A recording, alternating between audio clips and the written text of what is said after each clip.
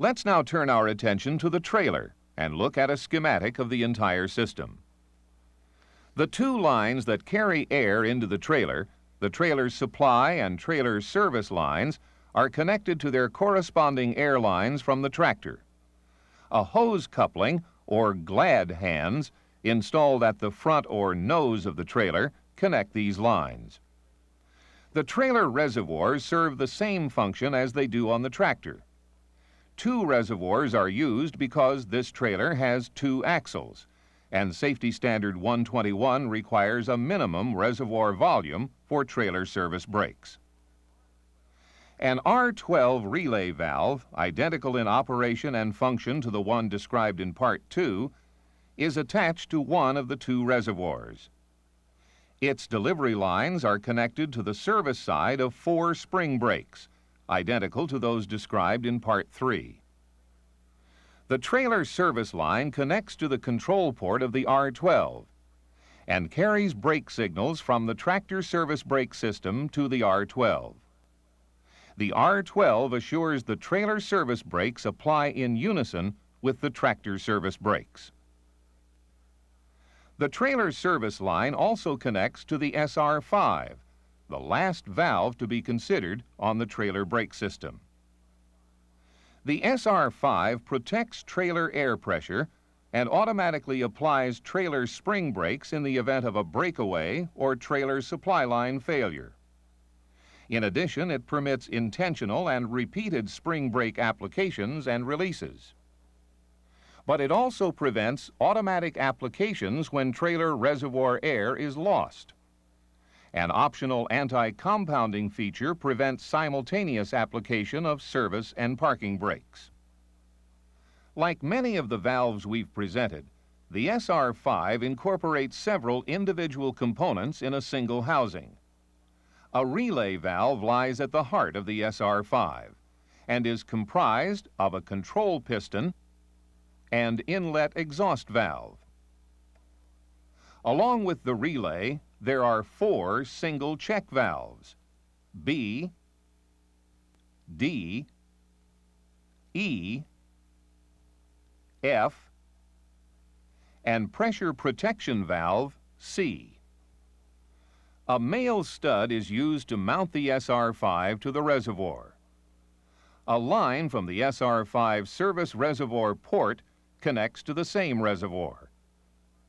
The trailer supply and service lines connect to SR5 ports with the same name.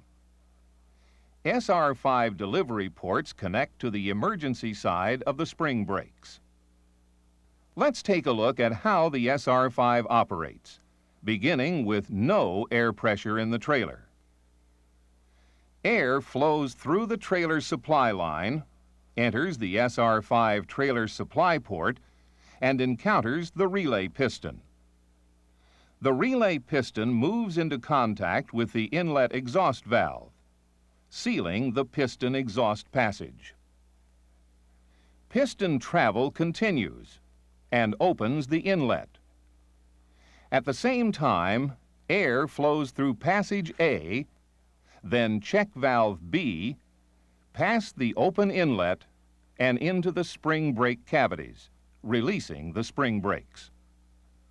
Concurrently, air pressure acts on pressure protection valve C. At approximately 85 psi, valve C opens, allowing air to flow past check valve D to charge the trailer reservoirs. The trailer brake system is now ready for operation. If air in the trailer supply line is removed for any reason, whether to park the vehicle using tractor dash controls or due to a tractor-trailer breakaway, the spring brakes will immediately apply. Without pressure at the SR5 trailer supply port, the control piston moves, closing the inlet and opening the exhaust.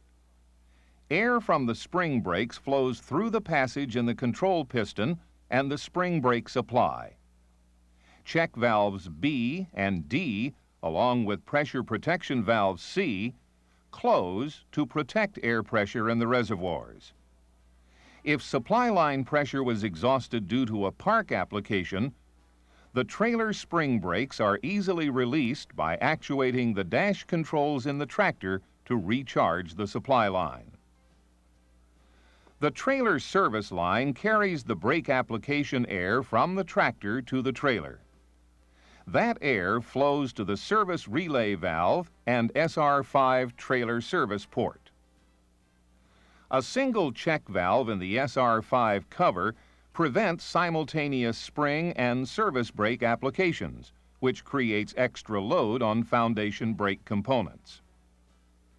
If a trailer service application is held at the same instant a park application is made, air in the service line flows through the single check valve, out the trailer supply line, and exhausts through the PP7 in the tractor. Future compounding is prevented by the closed tractor protection valve.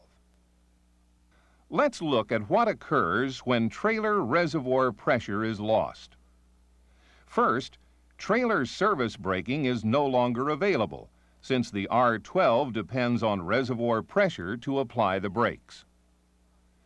Inside the SR5, pressure protection valve C will close at approximately 70 psi, retaining air pressure in the trailer supply line. The air trapped in the trailer supply line by the closed pressure protection valve will continue to hold the piston's inlet valve open, supplying air to the spring brakes. Automatic spring brake application is prevented.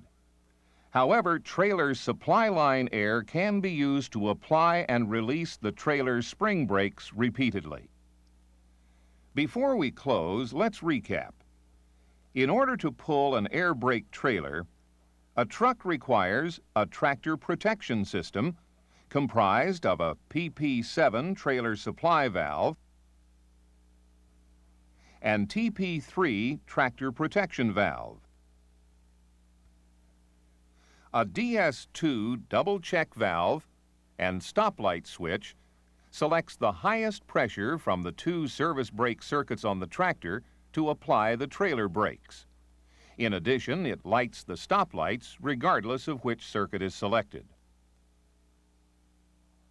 The BP-R1 bobtail brake proportioning relay is an accessory that replaces the standard relay valve and provides increased brake control during bobtail tractor operation.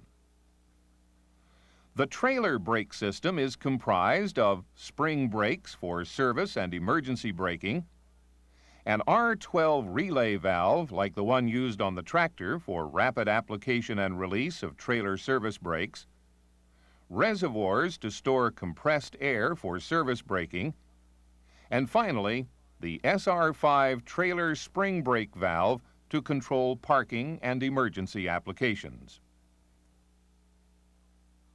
An enormous amount of information has been covered in this series. Should you have missed any part of this four-part presentation of a tractor and trailer air brake system, we urge you to take the time to review all four parts. One final note. While much was covered, other